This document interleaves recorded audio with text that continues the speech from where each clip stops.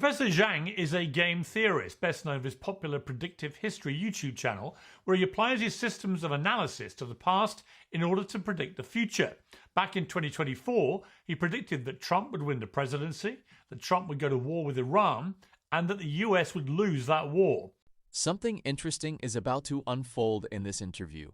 What starts as a normal conversation quickly turns into a tense exchange where the reactions become just as important as the predictions themselves. By the end, you'll have to decide for yourself whether Professor Jiang's arguments were given a fair hearing or dismissed too quickly. Before we dive into the full story, comment where you're watching from, and don't forget to like and subscribe so you don't miss the next one. Professor Jiang has built a large following by making bold geopolitical predictions using his own analytical framework. Whether you agree with his conclusions or not, his work has attracted a lot of attention because several of his past predictions have appeared to align with later events. That's one of the main reasons so many people were interested to see him sit down with Piers Morgan. As the interview unfolds, Professor Jiang explains his latest predictions and the reasoning behind them. But pay close attention to how the conversation develops. There are moments where the interview seems to shift from curiosity to skepticism, and that's where things get especially interesting. We're going to watch the entire clip first without interrupting it. Then I'll come back afterward, break down the key moments, and share my thoughts on what I think really happened during this exchange. With that said, let's get into it. Professor Jiang is a game theorist, best known for his popular predictive history YouTube channel, where he applies his systems of analysis to the past in order to predict the future. Back in 2024, he predicted that Trump would win the presidency, that Trump would go to war with Iran, and that the US would lose that war. This has sparked a flurry of interest in both his work and his rather colourful adjacent opinions. Professor Jiang joins me now. Professor Jiang, thank you very much indeed for joining me on Uncensored. Hi, Piers. Let me start with these three big predictions because you've been proven obviously completely right about two of them, and the third one is now unfurling before our eyes. Are you confident that you'll be proven right with the third prediction, that Iran ultimately will prevail in this war? Right. So right now, the United States and Iran are fighting a war of attrition. The United States is trying to degrade Iran's military capacity, and Iran is trying to strangle the world economy. And it turns out that Iran is putting a lot of pressure on the GCC. And I think at the end of the day, the United States will be compelled to send ground forces. Once the United States sends in ground forces, there's no turning back. It's all in. The sunk cost fallacy kicks in. It'll be another Vietnam for the United States because Iran is a mountain fortress. And the United States right now doesn't have the manpower, the manufacturing capacity, and the political will to fight a long war of attrition on the ground in Iran. Right. So I think because of what you've said at the end there, it's highly unlikely that Trump would commit ground forces because he's always pledged not to. And I think he would see the inherent danger of that. So if he doesn't commit ground forces, how do you see this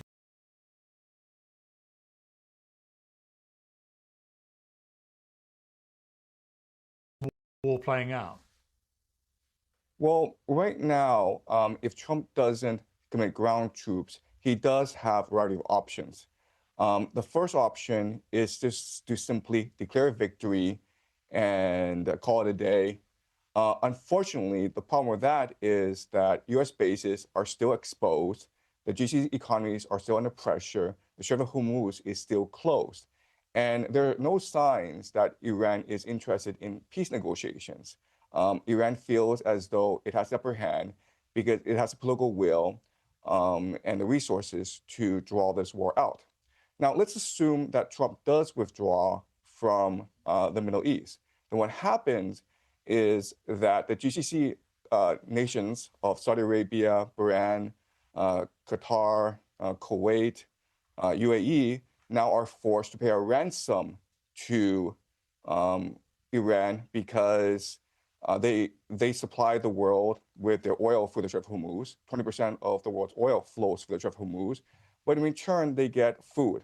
So the GCC nations import anywhere from 80 to 90% of their food from overseas. And so basically, the center of gravity shifts from the petrodollar to whatever financial system that Iran wants to focus on. And it could be BRICS, it could be gold, it could be anything. But remember, the problem with that is that the US economy is a Ponzi scheme. It's dependent on the GCC investing in AI, in tech stocks, in startups like Uber in order to finance the US economy. If this financing stopped, then the US economy could face collapse. And this means that these young men could not afford their OnlyFans anymore, and this could lead to a revolution in the streets. So the consequences for America would be dire if America were to retreat from the Middle East. I mean, it seems that the key part of all this sort of economic strangulation, if you like, by Iran is the Strait of Hormuz. We've already seen in the last few hours today that the successor to Ayatollah Khomeini, his son, has come out. Apparently, we haven't seen him or heard from him directly, but there's a statement in which he talks about keeping the Strait of Hormuz closed indefinitely. If that was to happen, what would be the consequences for the global economy, and how soon would we see those consequences? Well, I mean, the consequences would be dire because cheap energy, cheap petroleum products are the very basis of the global modern economy. So it just wouldn't be jet fuel that would be affected. It would also be food because remember, food is produced by fertilizer, which comes from the GCC, as well as sulfuric acid, which helps the process of some semiconductor production. So artificial intelligence, food production, global travel are all dependent on products from the GCC. It's only been 2 weeks that the Strait of Hormuz has been closed for almost 2 weeks now, and already we're seeing high oil prices surpassing $100 a barrel. Iran says that they want to move it to $200 a barrel, which signals that they want the Strait of Hormuz closed for months. Now remember, even if Iran were to open up the Strait of Hormuz, it would take weeks before oil production continues. So I think for the global economy, I think we've reached the point of no return. And in the future, global economies have to commit to a bit of deindustrialization and even mercantilism in order to survive future shocks. So if you go to Southeast Asia, Vietnam and Thailand have already ordered the government workers to work from home in order to save fuel. You've pointed out that the Gulf Cooperation Council monarchies, the GCC, as you've alluded to several times here, are structurally unusual states because they're propped up by oil, desalination. They don't have their own water supply naturally, and American protection. You say correctly, they were built in open desert with no food security, as you said, 80% imported, no water security, the desalination dependency, no geographic defenses, they're flat, exposed terrain, no demographic cohesion. In places like Dubai, for example, 90% of the population are expats, and no independent security architecture reliant on the US, who have bases obviously in many of the states there. If you put all this together, is what's happening now in terms of the tactics that Iran are deploying, including the threats to desalination, but also targeting, obviously, targeted hotels and airports and so on, going to the heart of what the states there would like to see as the future of their economy, which is tourism, sport, entertainment, clearly designed to scare people away from that. Is this now representing an existential threat, do you think, to the business model of the GCC states going forward? Right. So the most vulnerable city and often the most glamorous city in the GCC is Dubai. And for many years, Dubai has been very successful in cultivating an image as the new city of London, as the new Hong Kong of the Middle East. And thousands of these millionaires flock to Dubai for the glamorous lifestyle as well as the tax-free aspect of the city. But the reality is that this was all premised on global peace, on Pax Americana, on the capacity of America to project power all around the world and provide security guarantees to the GCC. Now this aura of inevitability and invincibility of American empire has been shattered. And once an illusion is shattered, there's actually no coming back from this. And that's what people don't really appreciate about this war. This war is not just directed at Israel. This war is not directed just at the GCC and the illusion of American empire. This war is directed at American empire itself. And what people don't appreciate is the eschatological aspects of this war, in that Iran sees a moral duty, a moral imperative from God to destroy the great Satan, which is the American empire. And the base of the American empire, of course, is the global economy. Right. At the heart and the head of the American economy is the President of the United States. You've argued that Trump is not the most powerful person in America, and you've inferred that actually the real power base is Israel. Explain that. Right. So I actually don't say the real power base is Israel. What I say is that the real power base are a collection of secret societies that have an eschatological view of this war. And these secret societies include the Freemasons, which are now called the Rosicrucians and the Knights Templars. They include Jewish organizations called the Sephardim Frankists, who are embedded in religious movements called Shabbat Lubavitch. And then you have the Jesuits. You have a collection of secret societies. And they believe that a war in the Middle East would start a process that would culminate in the end times and the return of Jesus, the arrival of the Jewish Messiah, the building of a one world government. They have different eschatologies, but a lot of their time frames do align. So where they converge is that there has to be a war in the Middle East to kick things off. This war in the Middle East will lead to the defeat of the American empire. And this will lead to the culmination of the Greater Israel Project, where Israel is able to control the Middle East from the Nile to the Euphrates.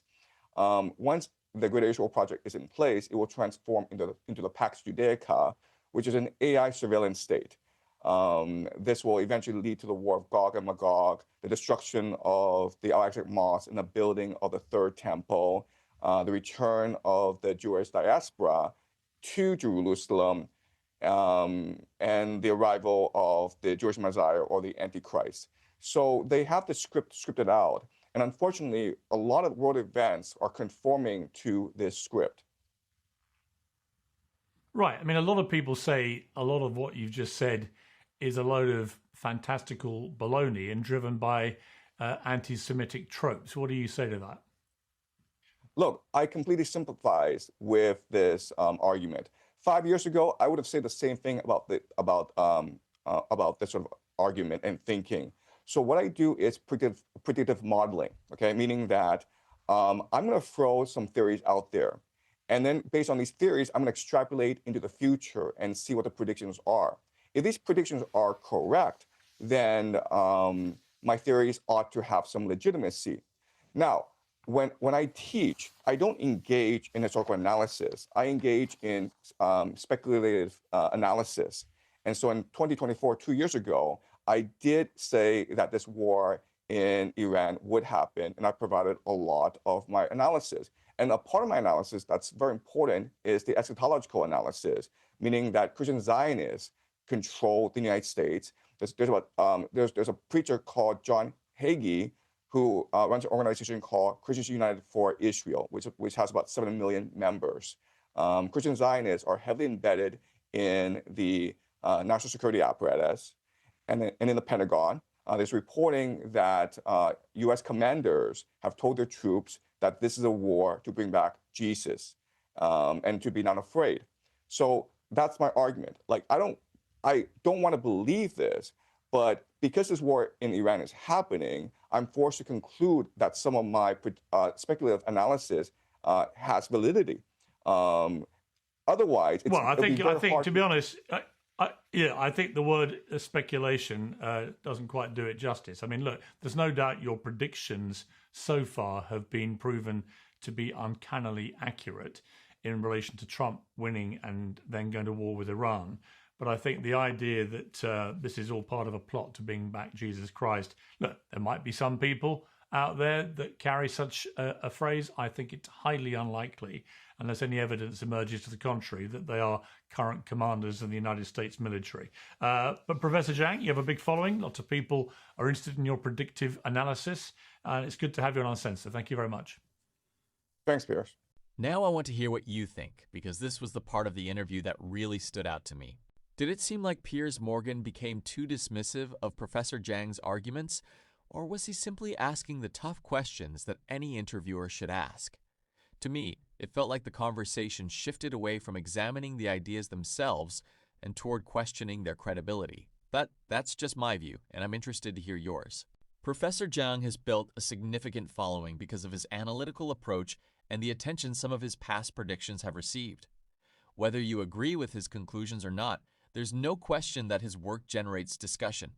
That's why I thought it was surprising how quickly the interview moved from exploring his analysis to challenging some of his broader claims. Of course, controversial ideas should be questioned, and predictions are never guarantees.